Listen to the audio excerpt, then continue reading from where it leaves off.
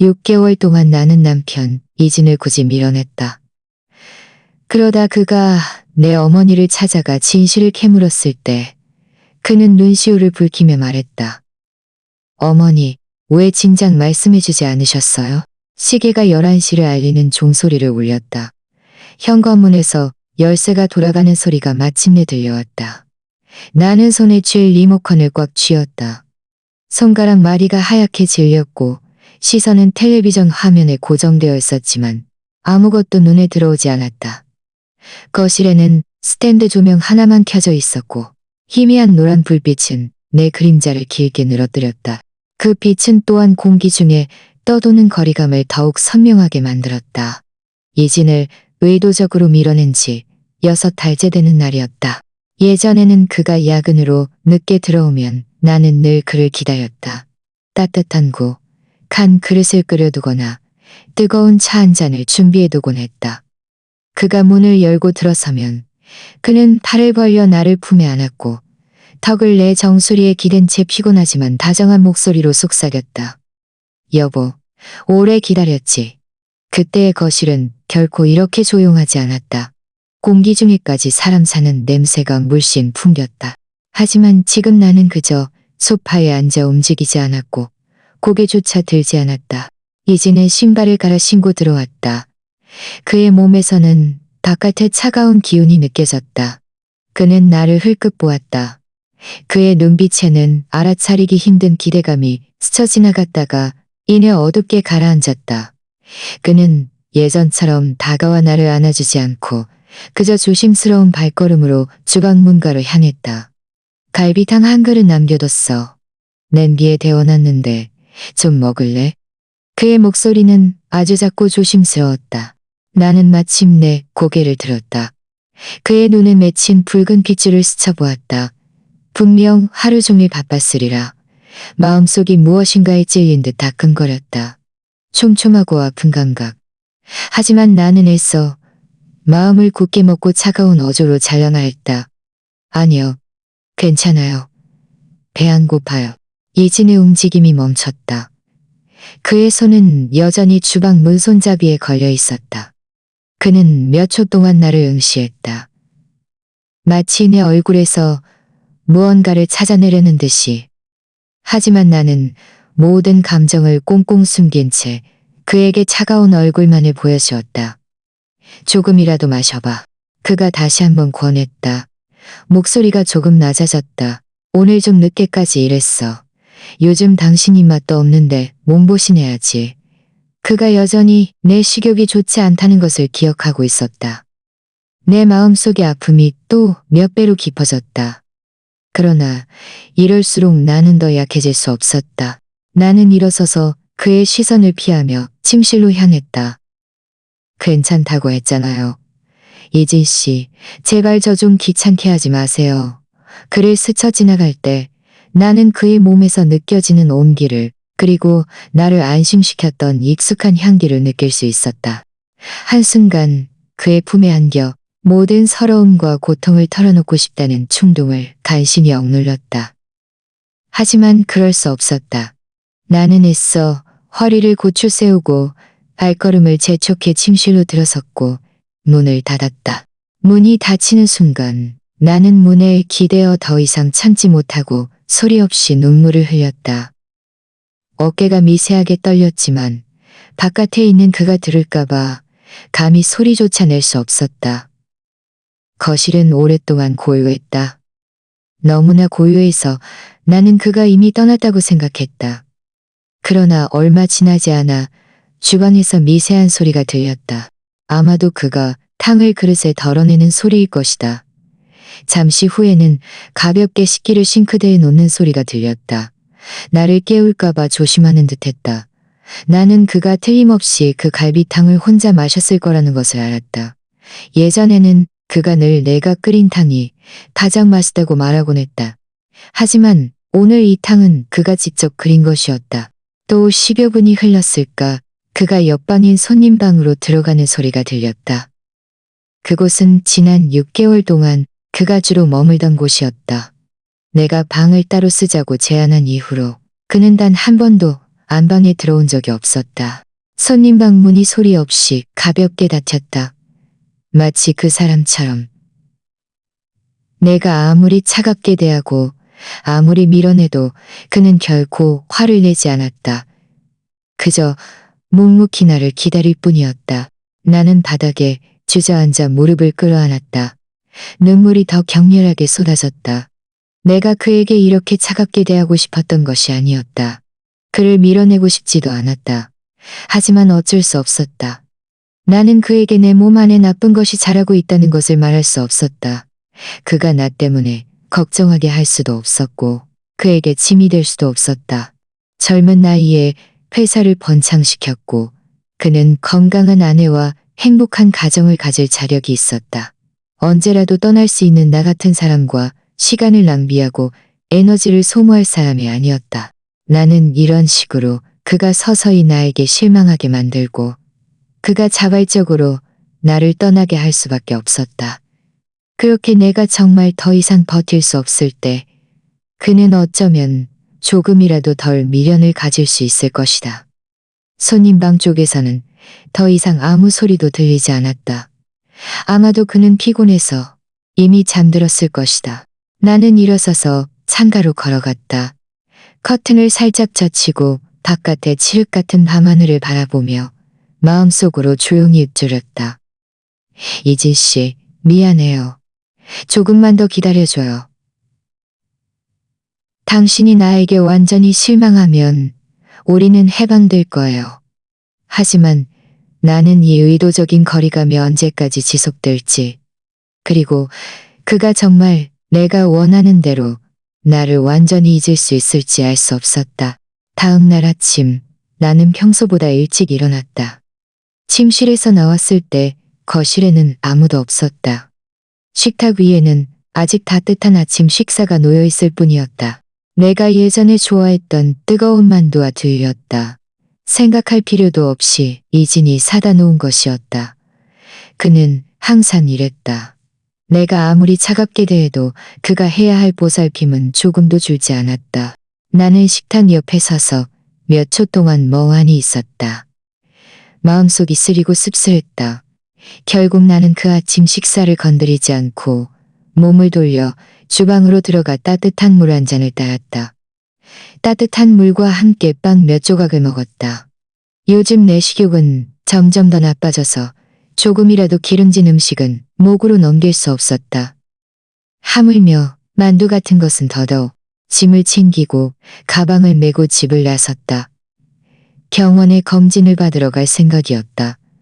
지난 6개월 동안 나는 매주 한 번씩 병원에 왔다. 매번 이진이 출근한 틈을 타 몰래 왔고 그가 알아챌까봐 두려워했다. 아파트 단지 입구에 도착하자마자 익숙한 차 한 대가 길가에 서 있는 것이 보였다. 창문이 내려가고 이진의 얼굴이 드러났다. 그의 눈빛에는 탐색하는 기색이 엿보였다. 어디가? 내 심장이 철렁 내려앉았다. 무의식적으로 그의 시선을 피하며 잔뜩 긴장된 목소리로 말했다. 아니요, 아무 데도 안 가요. 그냥 잠깐 나가는 거예요. 이진은 아무 말 없이 내 가방을 흘끗 보았다. 내 가방 안에는 진료 기록부와 검사지가 들어있었고 가장 깊숙한 곳에 넣어두었으니 그가 보지는 못했을 것이다. 하지만 그럼에도 불구하고 나는 온몸이 불편했고 그저 빨리 그곳을 떠나고 싶었다. 내가 데려다 줄게. 그가 입을 열었다. 거절할 수 없는 듯한 어조였다. 아니요. 괜찮아요. 저 혼자 갈 수 있어요. 나는 급히 손을 저으며 한 걸음 뒤로 물러섰다. 이진의 눈빛이 어두워졌다. 그는 더 이상 고집하지 않고 그저 조심해 라고 말했다. 나는 애써 몸을 돌려 빠른 걸음으로 걸어갔다. 길모퉁이에 도착했을 때 나는 참지 못하고 뒤를 돌아보았다. 그의 차가 여전히 그 자리에 멈춰 서 있었고 창문은 내려진 채 그의 시선이 여전히 나에게 머물러 있었다. 내 심장이 다시 한번 조여왔고 발걸음을 재촉해 택시를 잡아 타고 병원으로 향했다. 나는 이진이 이미 의심하기 시작했다는 것을 알고 있었다. 지난 6개월 동안 내 변화는 너무나 컸다. 예전에 나약하고 의존적인 모습에서 지금의 차갑고 소원한 모습으로 변했고 거기에 잦은 외출까지 더해졌으니 그가 전혀 눈치채지 못했을 리 없었다. 하지만 나는 계속해서 숨길 수밖에 없었다. 그가 오해하더라도 말이다. 재검진이 끝난 후 의사는 내 상태가 비교적 안정적이라고 말하며 계속 치료를 받으라고 했다. 병원을 나서면서 나는 한숨을 쉬었다. 막 택시를 잡고 집에 가려는데 등 뒤에서 익숙한 목소리가 들려왔다. 형수님. 뒤를 돌아보니 이진의 사촌동생 미소였다. 그녀는 분홍색 원피스를 입고 명품 가방을 메고 있었으며 과장된 웃음을 띠고 빠른 걸음으로 내게 다가왔다. 형수님, 여기 웬일이세요? 미소는 위아래로 나를 훑어보았다. 그녀의 눈빛에는 알아차리기 힘든 비웃음이 엿보였다. 형수님 얼굴색이 왜 이렇게 안 좋아요? 아니요, 그냥 좀 피곤해요. 나는 그녀와 더 이상 말하고 싶지 않아 차가운 어조로 말했다. 저 할 일이 있어서 먼저 가볼게요. 어머, 형수님 잠깐만요. 미소는 내 팔을 붙잡고 가지 못하게 했다. 저도 마침 오빠 보러 가는 길이었는데 같이 가요. 참, 오빠 요즘 많이 바쁜가 봐요? 살도 많이 빠진 것 같던데. 혹시 두 분 싸우셨어요? 나는 미간을 찌푸리며 그녀의 손을 뿌리쳤다. 우리 일은 당신이 상관할 바 아니에요.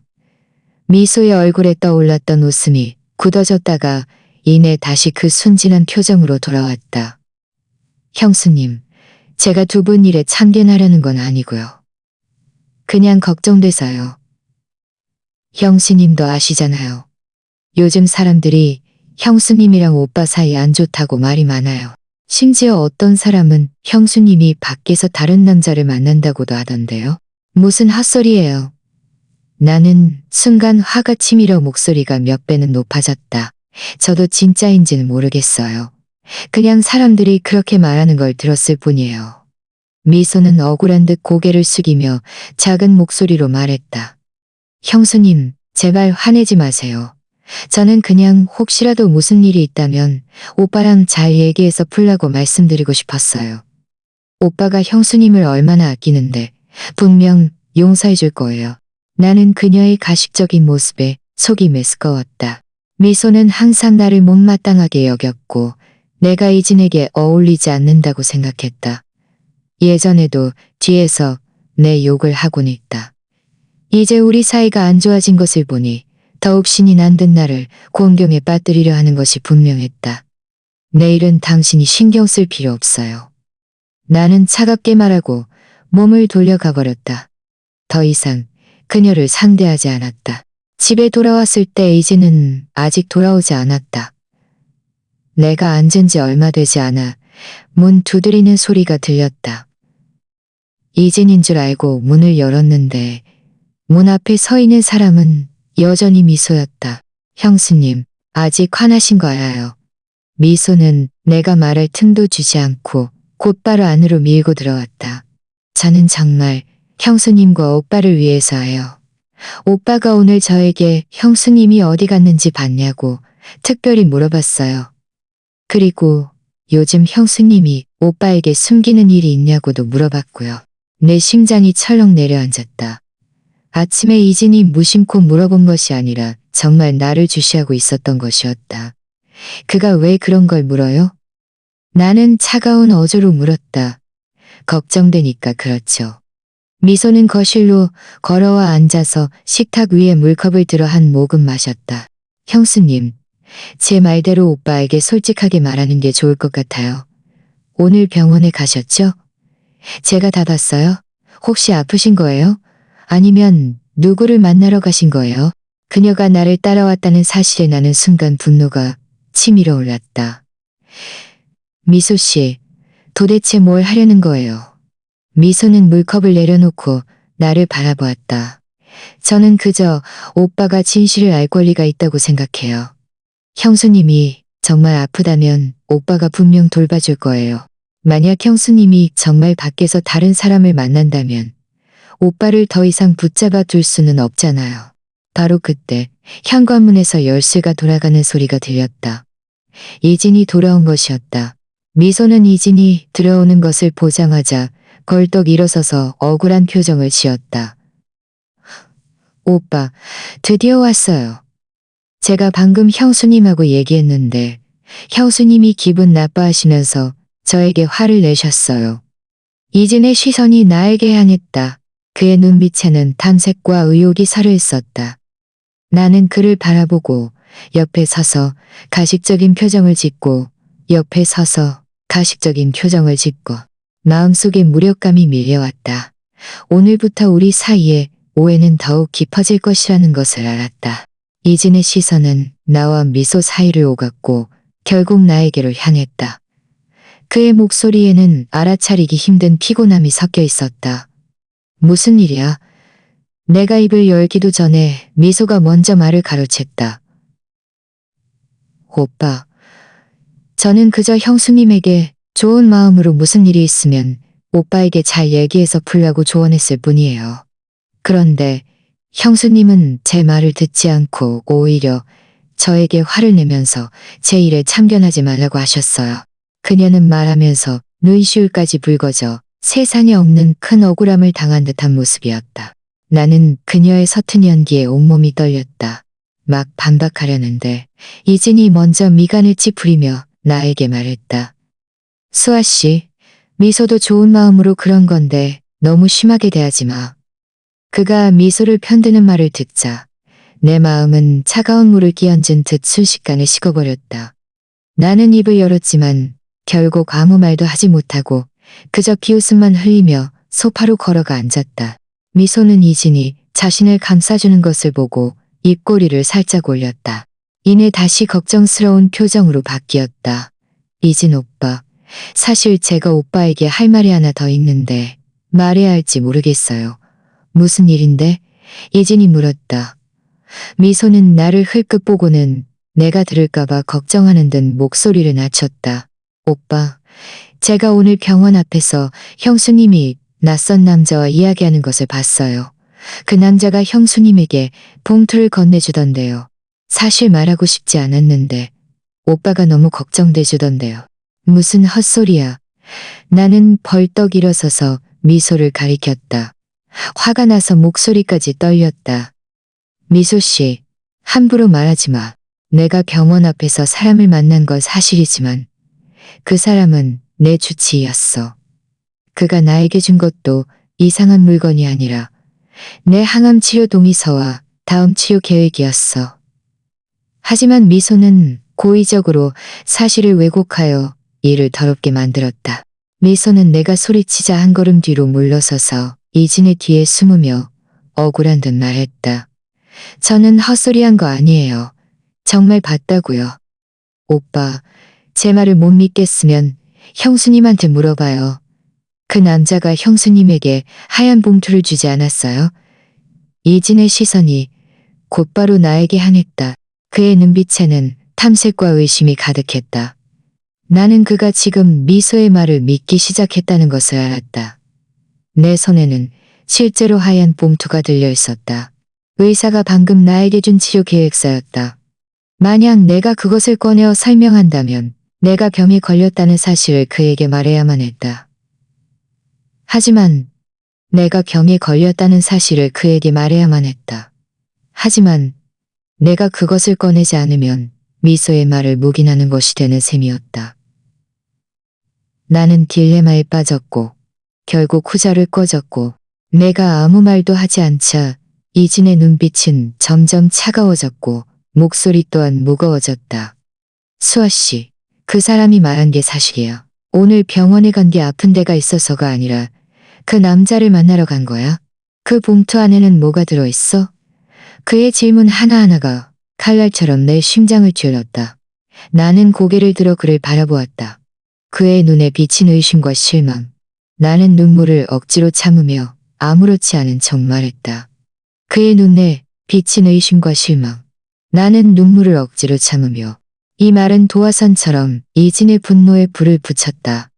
그는 주먹을 꽉 쥐었고 손가락 마디가 하얗게 질렸다. 그의 눈에 비친 실망감은 거의 넘쳐흐를 지경이었다. 수아 씨, 내가 도대체 뭘 잘못했어? 당신에게 이렇게 대해야 할 만큼?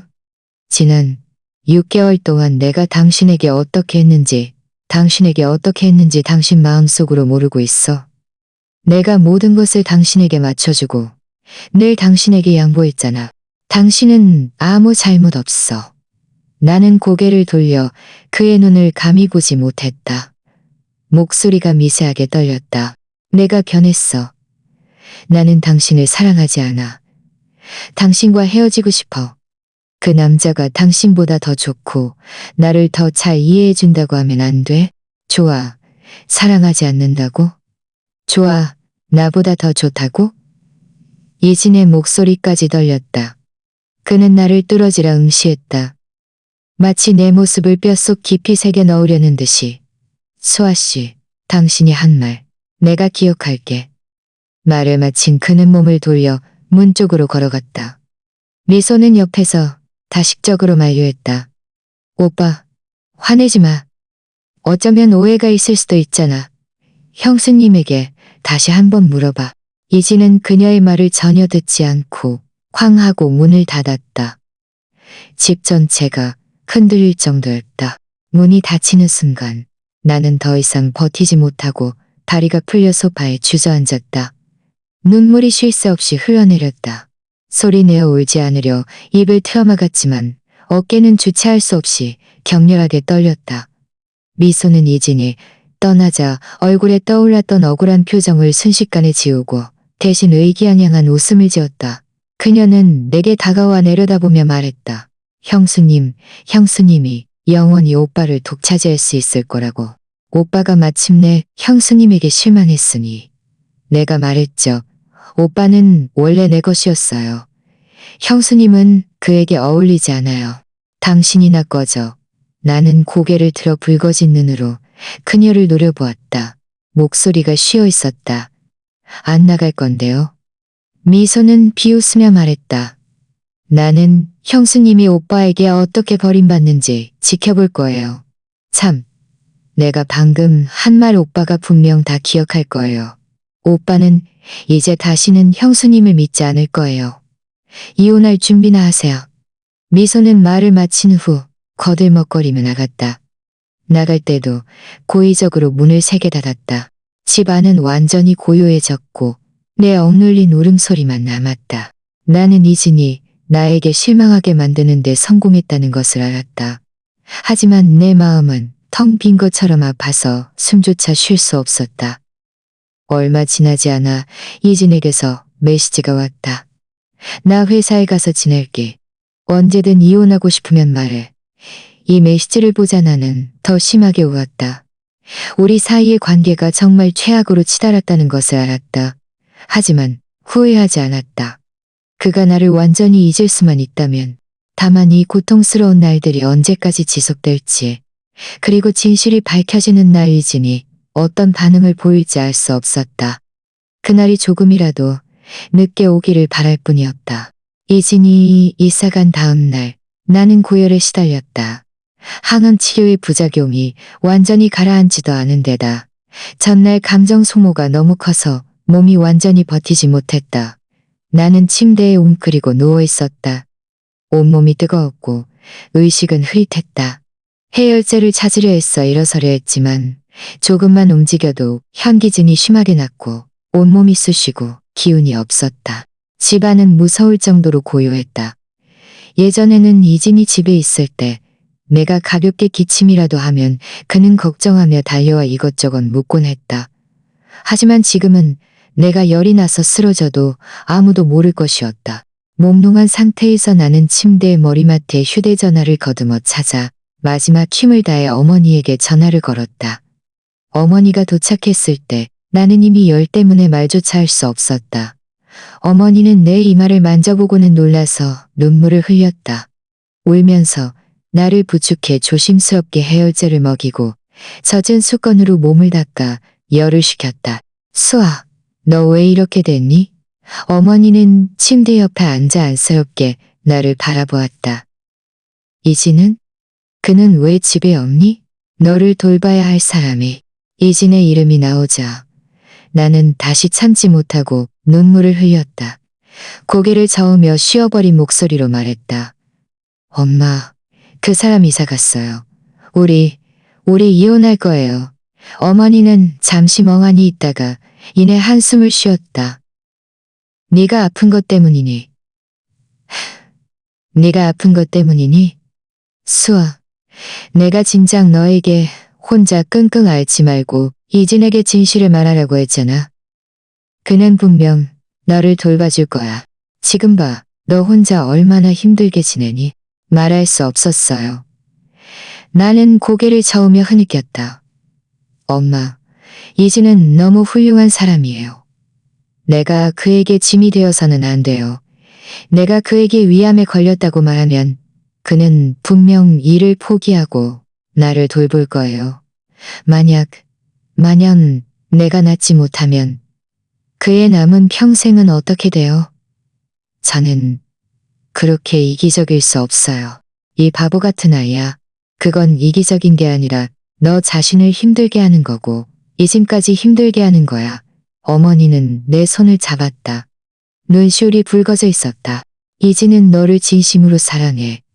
그가 네가 자신에게 짐이 될까봐 혼자 이렇게 많은 것을 감당했다는 것을 알면 얼마나 마음 아파하겠니? 어머니의 말이 맞다는 것을 알았지만 나는 여전히 말할 수 없었다. 나는 이진이 나를 미워하더라도 나를 걱정하고 고통스러워하는 것은 원치 않았다. 어머니는 사흘 동안 우리 집에서 나를 돌보셨다. 내 열은 마침내 내렸다. 사흘 동안 어머니는 집안을 깨끗하게 정리했고 매일 다양한 방식으로 내게 담백한 음식을 만들어주며 내가 조금이라도 더 먹게 하려 했었다. 하지만 그럼에도 불구하고 나는 여전히 식욕이 없었고 조금만 먹어도 속이 메스꺼웠다. 어머니는 날마다 말라가는 내 모습을 보며 안타까워했지만 어쩔 수 없었다. 그녀는 그저 매일 나를 옆에서 돌보고 즐거운 이야기를 해주며 내 기분을 좋게 해주려 했을 뿐이었다. 나흘째 아침, 어머니는 아버지의 식사를 준비하기 위해 집으로 돌아가셔야 했다. 떠나기 전 그녀는 거듭 나에게 당부했다. 수아, 혹시라도 다시 아프면 꼭 나에게 전화해야 해. 혼자 끙끙 앓지 말고. 그리고 이진에게 진실을 말할지 다시 한번 잘 생각해봐. 나는 고개를 끄덕이며 어머니에게 약속했지만 마음속은 여전히 확고했다. 나는 이진에게 말할 수 없었다. 적어도 지금은. 어머니가 떠난 후 나는 소파에 앉아 텅 빈 집을 바라보았다. 마음속에 상실감이 밀려왔다. 예전에는 이 집이 늘 활기찼다. 이제는 나와 함께 텔레비전을 보고 일에 대해 이야기하고 농담을 해주곤 했다. 하지만 지금은 나 혼자뿐이었고 공기마저도 쓸쓸한 냄새를 풍겼다. 나는 일어나 서재로 가서 컴퓨터를 켜고 이혼 합의서 양식을 검색하기 시작했다. 이미 이진과 헤어지기로 결정했으니 그렇게 해야 그도 빨리 새로운 삶을 시작할 수 있을 것이었다. 컴퓨터 화면에 떠있는 이혼 합의서 양식을 보며 나는 다시 눈물을 흘렸다. 우리가 결혼한 지 3년. 3년 동안 이진은 나에게 늘 잘해줬고 한 번도 내게 화를 낸 적이 없었다. 모든 것을 나에게 맞춰줬다. 우리는 함께 이 집을 꾸미고 미래의 삶을 계획했다. 하지만 지금 나는 이 모든 것을 내 손으로 끝내야 했다. 나는 마음의 고통을 억지로 참으며 조금씩 이혼 합의서를 작성하며 조금씩 이혼 합의서를 작성하며 집, 차, 예금 모두 이진에게 남겨주었다. 그저 그가 앞으로 건강하고 그를 사랑하는 여자를 만나 잘 살기를 바랄 뿐이었다. 이혼 합의서 작성을 마치자 이미 오후였다. 나는 합의서를 출력해 내 이름을 서명한 후 서랍 속에 넣어두었다. 다음번 재검진으로 내 병세가 안정되었다는 것을 확인한 후 이 합의서를 이진에게 건넬 생각이었다. 바로 그때 내 휴대전화가 울렸다. 병원에서 걸려온 전화였다.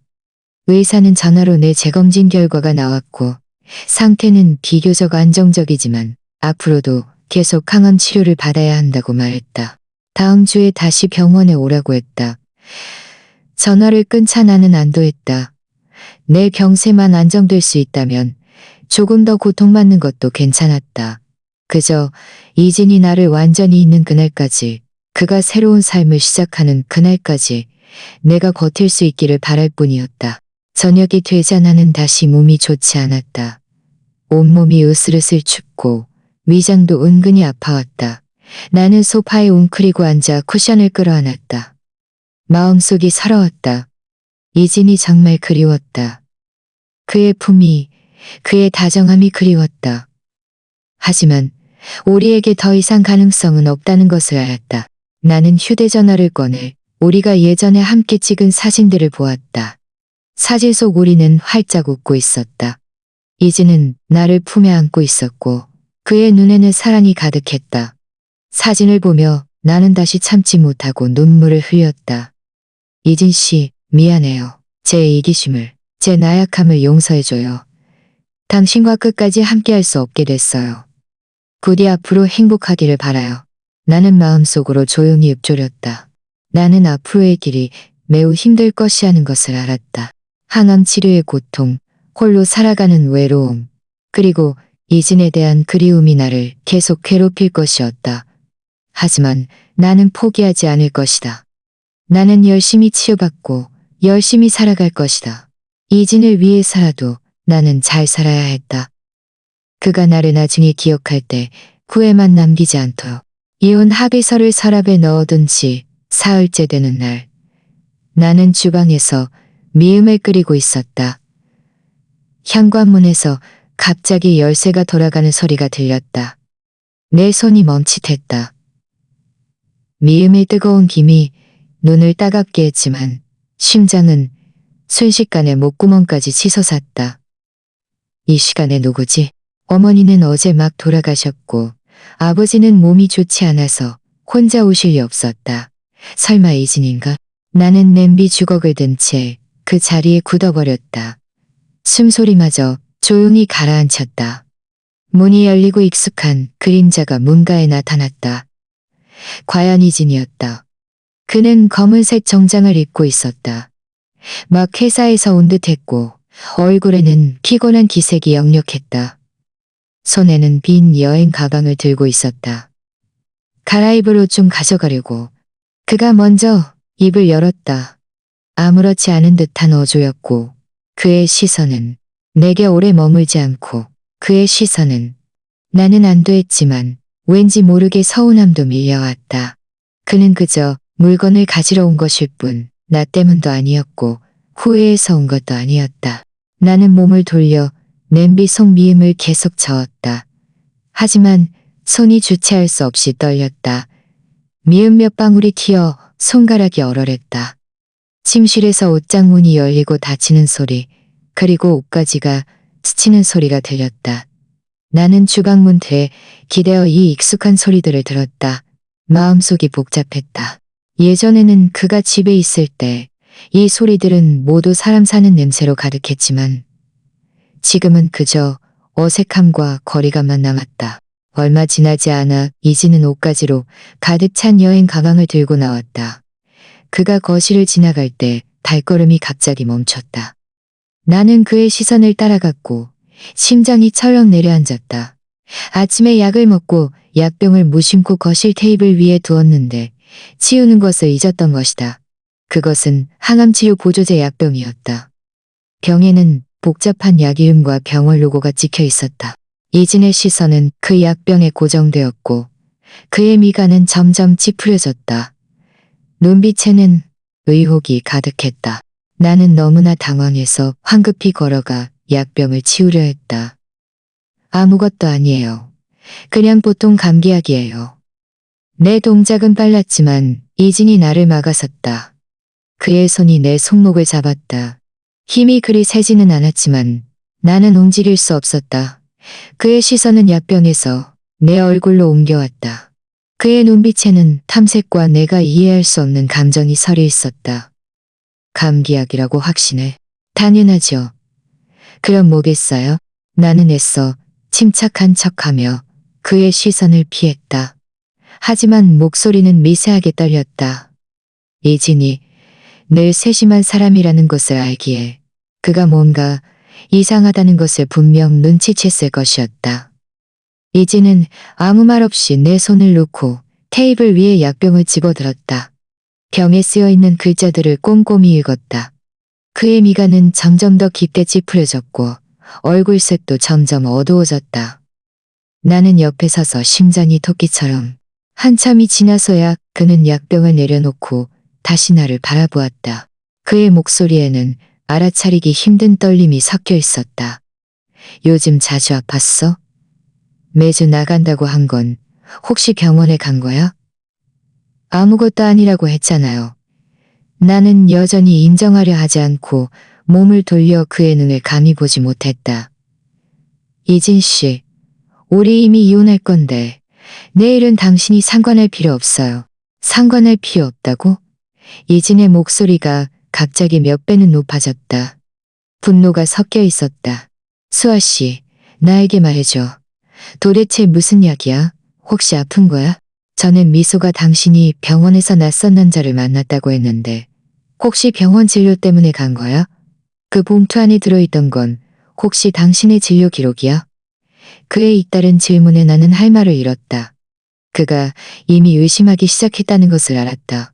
더 이상의 설명은 소용없을 터였다.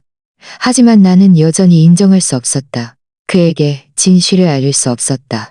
무슨 말하는지 모르겠어요. 나는 이를 악물고 마음을 굳게 먹고 말했다. 미소가 말한 게 사실이에요. 저는 다른 남자를 만나러 갔어요. 이 약도 그 사람이 준 거예요. 이진 씨, 더 이상 자신을 속이지 마세요. 우리 사이는 이미 끝났어요. 이진의 눈빛은 점점 차가워졌다. 그는 나를 뚫어지라 응시했다. 마치 내 마음속을 꿰뚫어 보려는 듯이. 나는 고개를 돌려 그의 눈을 감히 보지 못했다. 혹시라도 진실을 말해버릴까봐 두려웠다. 한참이 지나서야 그는 비웃으며 말했다. 좋아, 알았어. 말을 마친 그는 여행 가방을 들고 몸을 돌려 문 쪽으로 걸어갔다. 문이 닫히는 순간 나는 더 이상 버티지 못하고 소파에 주저앉았다. 눈물이 쉴 새 없이 흘러내렸다. 내가 또다시 그를 상처 주었다는 것을 알았다. 하지만 정말 다른 방법이 없었다. 나는 이진이 지난번처럼 나에게 완전히 실망해서 다시는 돌아오지 않을 것이라고 생각했다. 하지만 그가 멀리 가지 않았다는 것을 예상하지 못했다. 나는 소파에 엎드려 잠시 울었다.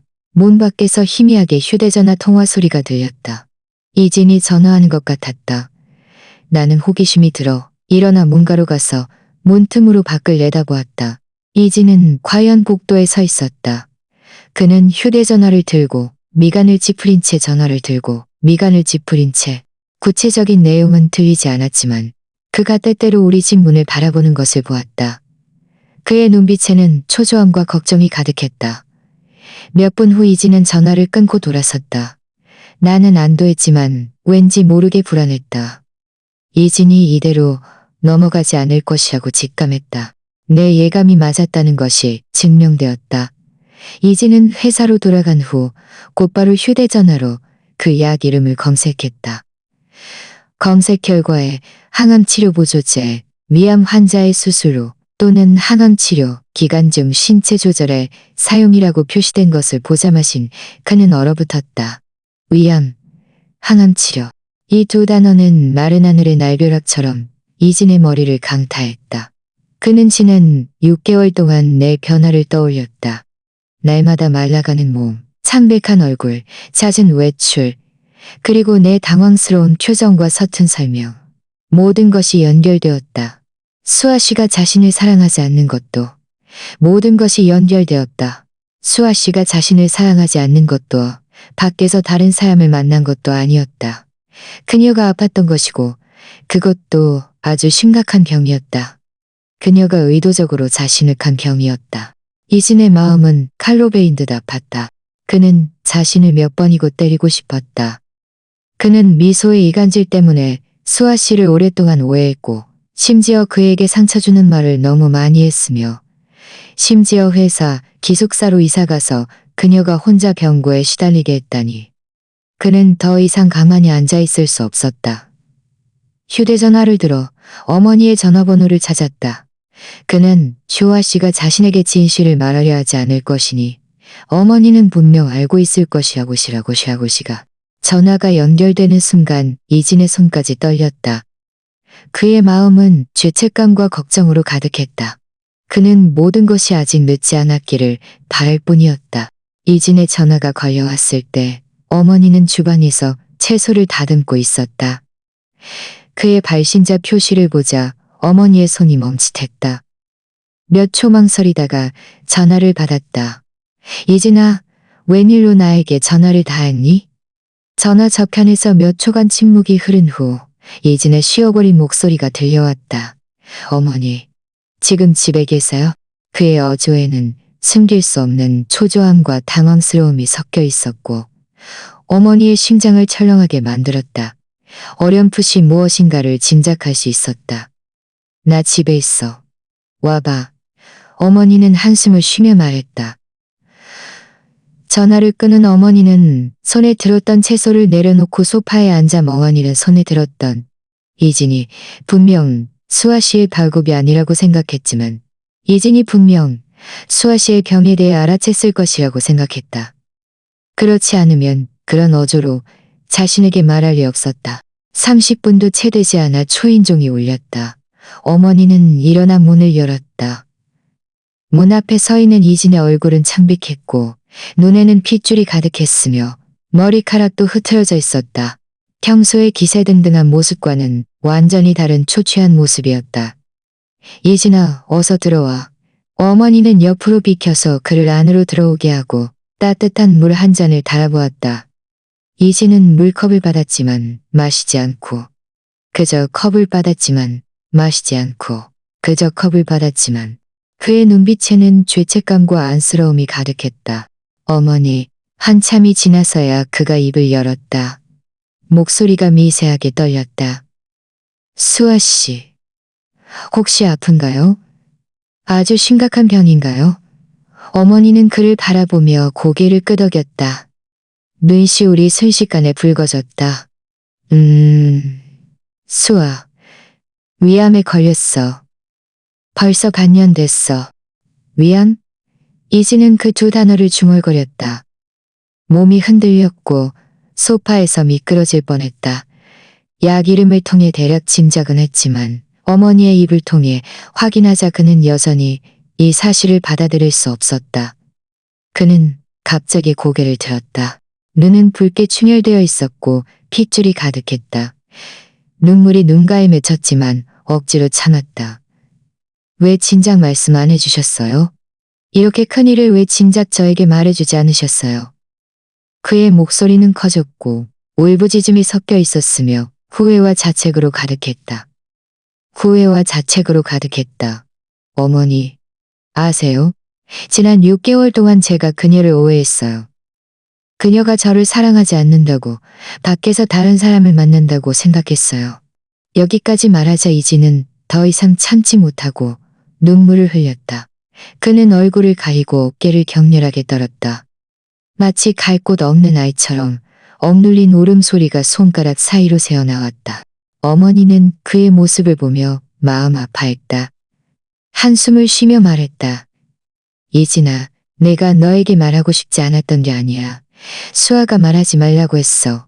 그녀는 네가 걱정할까봐, 네가 그녀를 돌보느라 일을 망칠까봐, 그리고 네가 이 압력을 견디지 못할까봐 두려워했어. 그녀는 또 만약 자신이 낫지 못하면 네 남은 평생에 짐이 될 거라고 했어. 그래서 일부러 너를 밀어내고 네가 그녀에게 실망해서 자발적으로 이혼하게 하려 했던 거야. 이혼? 이진은 고개를 들었다. 붉어진 눈으로 어머니를 바라보았다. 그녀가 저와 이혼할 준비까지 했다고요? 어떻게 그렇게 바보 같을 수 있어요?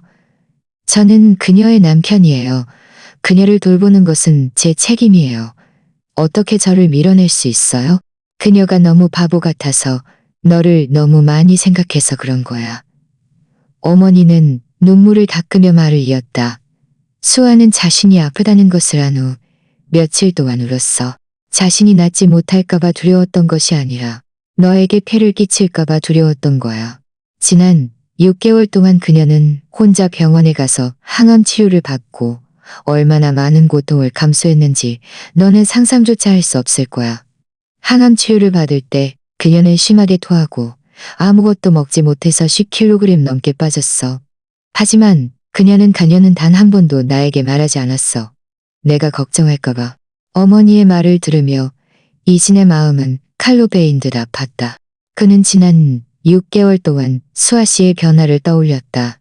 날마다 말라가는 몸, 창백한 얼굴, 늘 식욕이 없던 모습, 그리고 그가 다가가려 할 때마다 그녀가 의도적으로 피했던 시선. 그 모든 것이 사랑하지 않는 것도 실증 난 것도 아니었다. 그녀가 혼자 경고에 시달리고 있었던 것이고 묵묵히 그를 배려하고 있었던 것이었다. 내가 정말 나쁜 놈이었어. 이지는 세게 자신의 뺨을 때렸다. 얼굴에는 곧바로 붉은 손자국이 나타났다.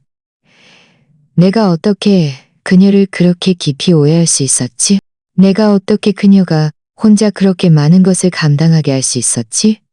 수아 씨는 지금 어때요? 병세는 잡혔나요? 치료는 잘 받고 있어요. 의사가 그녀의 상태는 비교적 안정적이라고 했어. 계속 항암 치료를 받고 있고.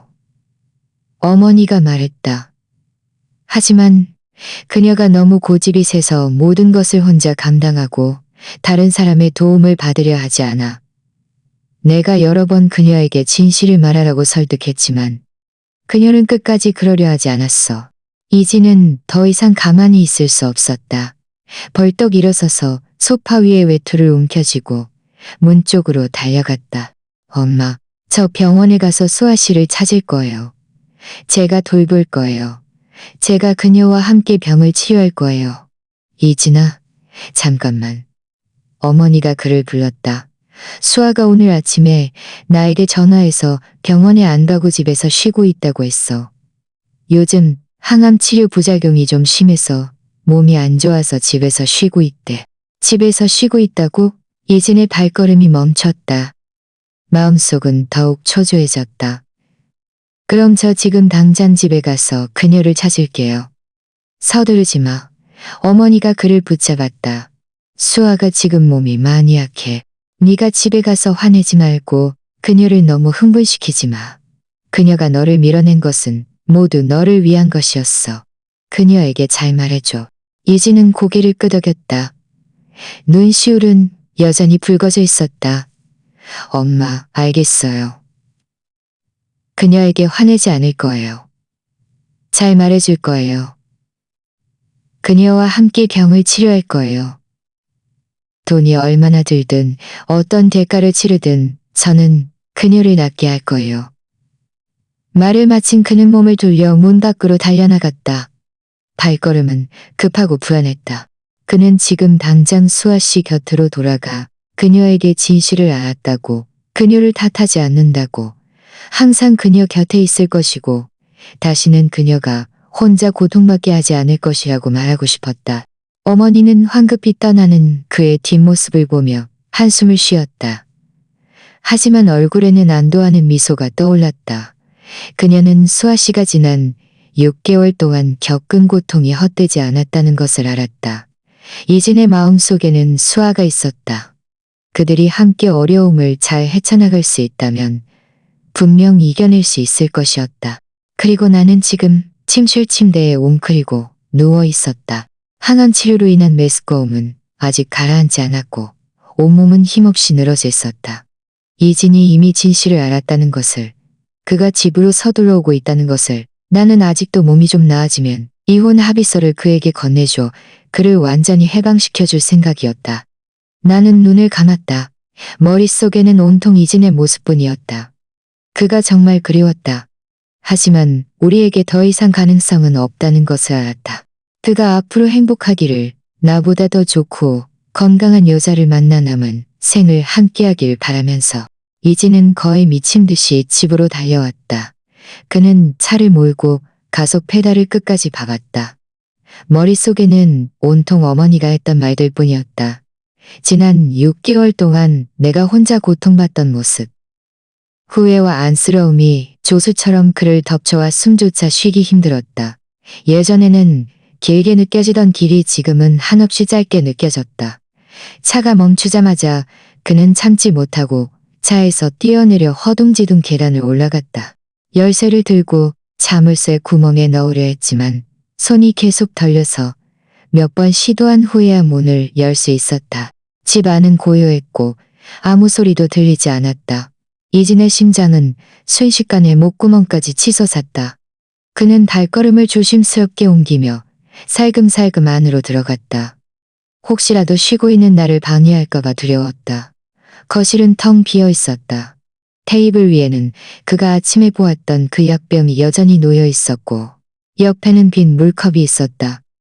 그의 시선은 거실을 훑어보더니 결국 굳게 닫힌 침실 문에 멈췄다. 그는 내가 분명 그 안에 있을 것이라는 것을 알았다.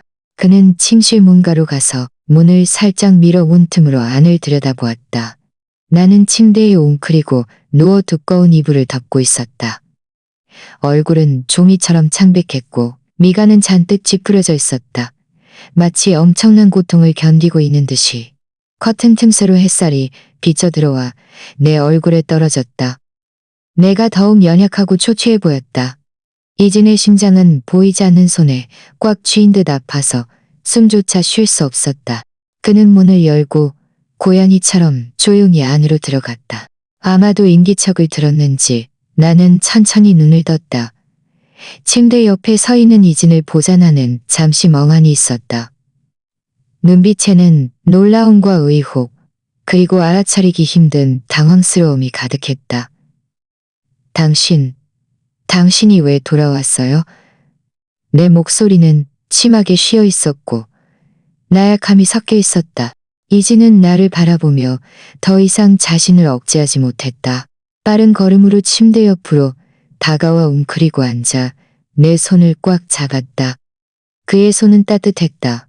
바깥의 차가운 기운을 머금고 있었지만 순식간에 내 차가운 손끝을 따뜻하게 해주었다. 수아 씨. 그가 입을 열었다. 목소리가 쉬었고 눈물이 예고 없이 흘러내렸다. 내 손등에 떨어지는 눈물은 뜨거워서 내 마음이 움찔했다. 미안해요, 수아 씨. 내가 잘못했어요. 당신을 오해해서는 안 됐는데. 당신에게 상처 주는 말을 해서는 안 됐는데. 당신이 혼자 이렇게 많은 것을 감당하게 해서는 안 됐는데.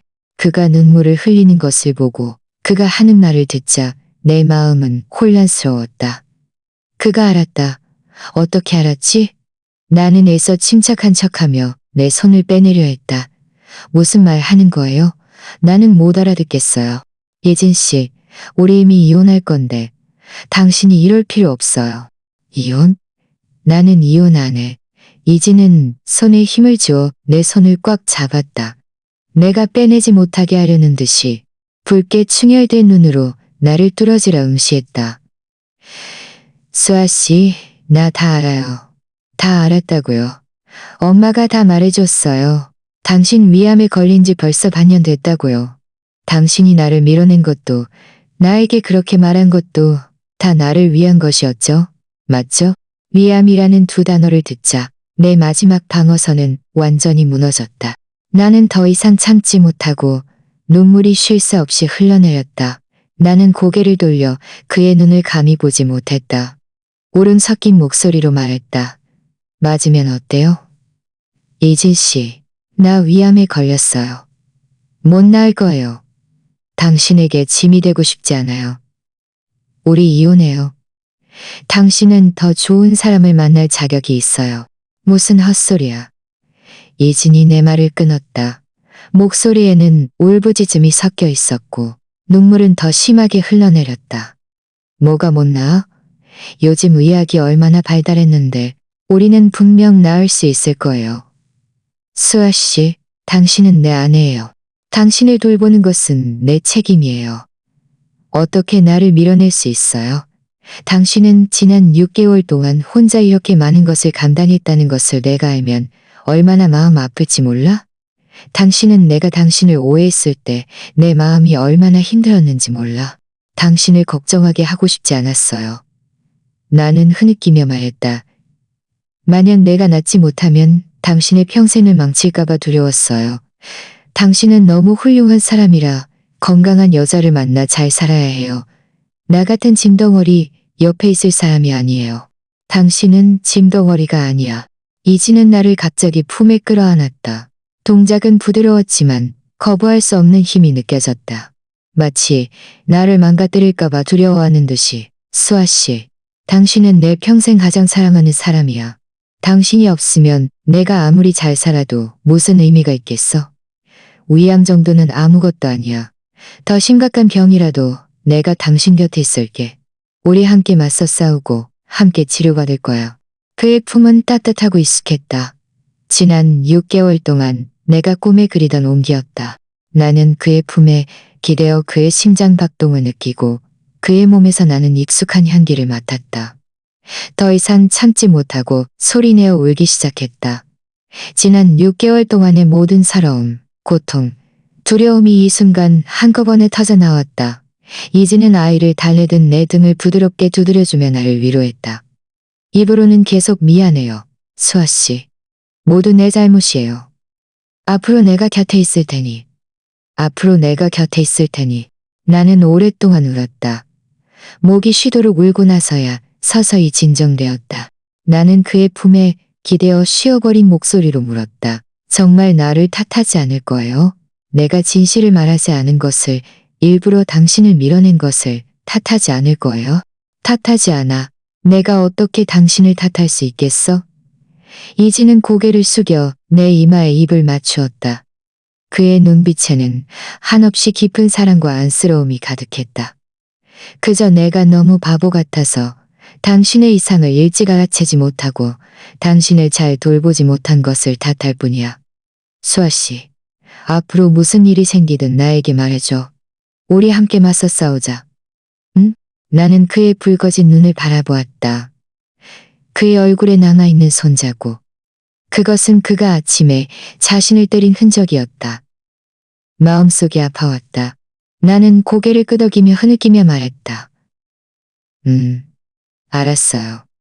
내 대답을 듣자 이지는 나를 꽉 끌어안았다. 마치 나를 자신의 뼛속까지 녹여 넣으려는 듯이. 그의 몸은 여전히 미세하게 떨리고 있었다. 그가 방금 얼마나 두려웠고 얼마나 걱정했는지 알 수 있었다. 한참이 지나서야 그는 나를 놓고 조심스럽게 눕혔다. 푹 쉬어. 내가 뭐 좀 해줄게. 의사가 몸보신 잘해야 한다고 했어. 내가 닭 좀 끓여줄까? 응? 나는 고개를 끄덕이며 분주히 움직이는 그의 뒷모습을 바라보았다. 마음속이 따뜻함으로 가득 찼다. 지난 6개월 동안의 거리감과 고통이 이 순간 모두 사라졌다. 그에게 사랑받고 그에게 보살핌을 받는 것이 이렇게 행복한 일이라니. 이지는 곧바로 주방으로 향했다. 주방에서 냄비와 그릇이 부딪히는 소리가 들려왔다. 이 익숙한 소리는 내 마음에 안정감을 채워주었다. 나는 눈을 감았다. 입꼬리가 저절로 살짝 올라갔다. 어쩌면 우리의 미래가 내가 생각했던 것만큼 어둡지는 않을지도 모른다. 다만 미소가 이 시점에 다시 찾아올 줄은 몰랐다. 그녀의 등장은 이 귀한 평화를 깨뜨렸고 이진에게 그녀의 진짜 모습을 완전히 보여주었다. 주방에서 닭죽 냄새가 막 풍겨나올 때 현관문에서 다급한 노크 소리가 들렸다. 미소의 외침도 섞여 있었다. 오빠? 안에 있어요? 이지는 닭을 썰던 손을 멈칫했다. 얼굴색이 순식간에 어두워졌다. 그의 눈빛에는 차가운 기운이 가득했다. 그는 손에 든 칼을 내려놓고 문 쪽으로 향했다. 침실을 지나갈 때 그는 일부러 목소리를 낮춰 나에게 말했다. 수아 씨, 편히 누워 있어요. 나오지 마요. 내가 처리할게요. 나는 고개를 끄덕였지만 마음속으로는 왠지 모르게 불안했다. 미소가 이 시간에 찾아온 것은 분명 좋은 일이 아닐 터였다. 나는 침대 머리맡에 기대어 바깥의 움직임을 귀 기울여 들었다. 문이 열렸다. 미소는 이진이 말할 틈도 주지 않고 급히 안으로 밀고 들어왔다. 얼굴에는 초조한 표정이 가득했다.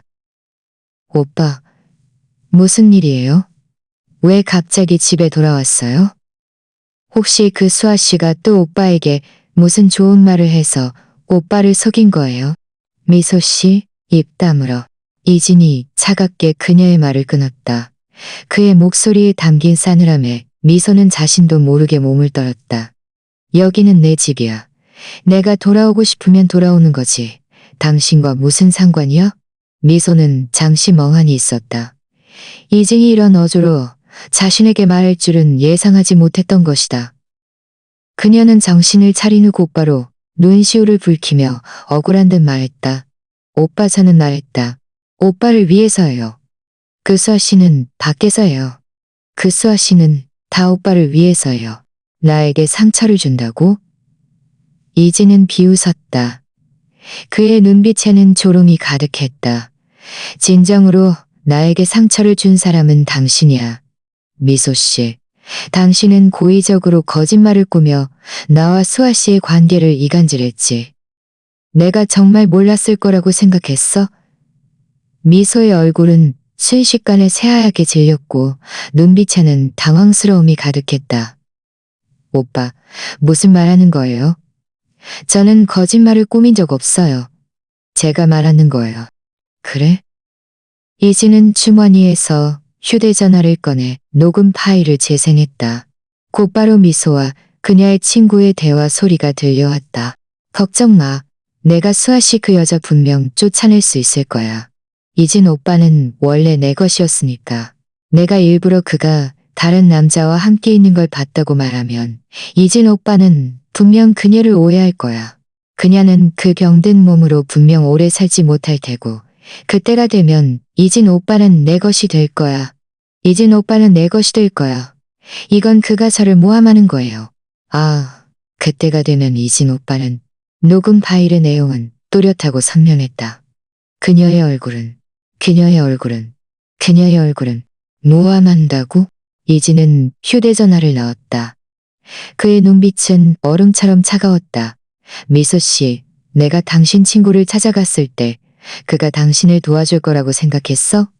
당신이 평소에 수아 씨 뒤에서 했던 나쁜 말들을 그가 모두 하나하나 나에게 말해줬어. 그리고 당신이 수아 씨를 병원까지 미행해서 나 앞에서 나 앞에서 고의적으로 사실을 왜곡한 것. 이 모든 것을 당신은 잊었어? 그녀는 완전히 혼란스러워졌다. 수아 씨 욕을 해서는 안 됐는데 저를 용서해 주세요. 저는 다 오빠를 너무 사랑해서 그랬어요. 오빠 없이는 못 살아요. 나를 사랑한다고? 이진의 눈빛에는 혐오감이 가득했다. 당신 같은 수단과 방법을 가리지 않는 사랑은 내가 감당할 수 없어. 미소 씨, 잘 들어. 수아 씨는 내 아내이자 내 평생 유일하게 사랑하는 사람이야. 아무도 그녀를 해칠 수 없어. 당신을 포함해서. 그리고 이진은 말을 이었다. 목소리는 차가웠다. 오늘부터 당신은 미사에서 해고야. 앞으로 다시는 우리 집에 발들이지 마. 그리고 다시는 내 사촌 동생이라는 신분으로 나대고 다니지 마. 우리 씨 집안에는 당신처럼 마음이 독한 사람은 없어. 아, 안 돼요. 오빠. 미소는 더 심하게 울었다. 기어가서 이진의 바지가랑이를 잡으려 했지만 그가 발로 차서 뿌리쳤다. 저는 이 직장을 잃을 수 없어요. 오빠, 저에게 한 번만 더 기회를 주세요. 다시는 안 그럴게요. 기회? 이진은 그녀를 내려다보았다. 그의 눈에는 한 점의 연민도 없었다. 당신이 수아 씨를 해칠 때 그녀에게 한 번의 기회라도 줄 생각은 안 했어? 지금 당장 내 집에서 나가. 그렇지 않으면 경찰에 신고할 거야. 미소는 이진의 차가운 눈빛을 보며 그가 진심이라는 것을 알았다. 그녀는 아무리 빌어도 소용없다는 것을 알았다. 그저 천천히 바닥에서 일어나 초라하게 눈물을 닦았다. 침실 쪽을 험악하게 노려본 후 풀이 죽어 떠나갔다. 문이 닫히는 순간 미소의 울음소리도 복도에서 사라졌다. 이진은 깊이 숨을 들이쉬며 마음속의 분노를 가라앉혔다. 몸을 돌려 침실로 들어섰다. 침대 머리맡에 기대어 걱정스러운 눈빛으로 나를 바라보고 있는 것을 보았다. 그는 곧바로 목소리를 부드럽게 낮추고 침대 옆에 앉아 내 손을 부드럽게 잡았다. 수아 씨, 놀라게 해서 미안해요. 그 사람 이미 갔어요. 괜찮아요. 나는 고개를 저으며 그를 바라보았다. 이진 씨, 고마워요. 바보야. 나에게 무슨 고마워요야. 이진은 웃으며 내 머리카락을 쓰다듬었다. 당신을 보호하는 것은 내 책임이야. 앞으로 내가 곁에 있을 테니 다시는 아무도 당신을 해치지 못하게 할 거야. 얼마 지나지 않아 닭죽이 다 끓었다. 이진은 한 그릇을 떠서 식힌 후에 나에게 가져다 주었다. 닭죽 좀 마셔요. 몸보신해야지. 이건 내가 특별히 당신을 위해 끓인 거야. 대추랑 구기자도 좀 넣었는데 몸에 좋을 거야. 나는 그릇을 받아 한 모금 마셨다. 닭죽의 향기가 입안에 퍼졌고 따뜻하게 목구멍을 타고 내려가 마음속까지 훈훈해졌다. 나는 이진의 다정한 눈빛을 바라보았다. 나는 이진의 다정한 눈빛을 바라보았다. 마음속이 행복으로 가득 찼다. 그 이후로 이진은 모든 불필요한 일을 미루고 매일 집에서 내 식사와 일상을 했다. 내가 힘들어할 때면 늘 내 곁에서 나를 위로하고 격려했다. 그의 세심한 보살핌 덕분에 내 병세는 아주 잘 회복되었다. 의사는 내 암세포가 매우 안정적으로 조절되고 있으며 계속 치료를 받으면 완치될 가능성이 크다고 말했다. 반년 후 내 항암 치료가 끝났다. 이진은 나를 데리고 바닷가로 갔다. 우리는 해변을 따라 걸었고 바닷바람이 살랑살랑 불어와 바닷물의 짭짤한 냄새를 씌워날렸다. 이진은 발걸음을 멈추고 몸을 돌려 주머니에서 반지를 꺼냈다. 무릎을 꿇고 그의 눈빛에는 사랑과 진지함이 가득했다. 수아 씨, 예전에는 내가 잘못했어요. 당신에게 그렇게 많은 상처를 줬어요. 이제 다시 당신에게 청혼하고 싶어요. 남은 생 동안 내가 늘 당신 곁에 있을게요. 당신을 돌보고 다시는 당신을 혼자 두지 않을 거예요. 다시 한번 나와 결혼해 줄래요? 나는 그를 바라보았다. 눈물이 참지 못하고 흘러내렸지만 웃으며 고개를 끄덕였다. 네, 그럴게요. 이진은 반지를 내 손에 끼워주고 일어서서 나를 꽉 끌어안았다. 햇살이 우리에게 쏟아져 내렸다. 따뜻하고 눈부셨다. 우리의 행복은 이제 막 시작되었다는 것을 알았다. 지난날의 고통과 서러움은 모두 과거가 되었다. 앞으로의 날들, 우리는 모든 비바람을 함께 맞서고 더 아름다운 미래를 향해 함께 걸어갈 것이다.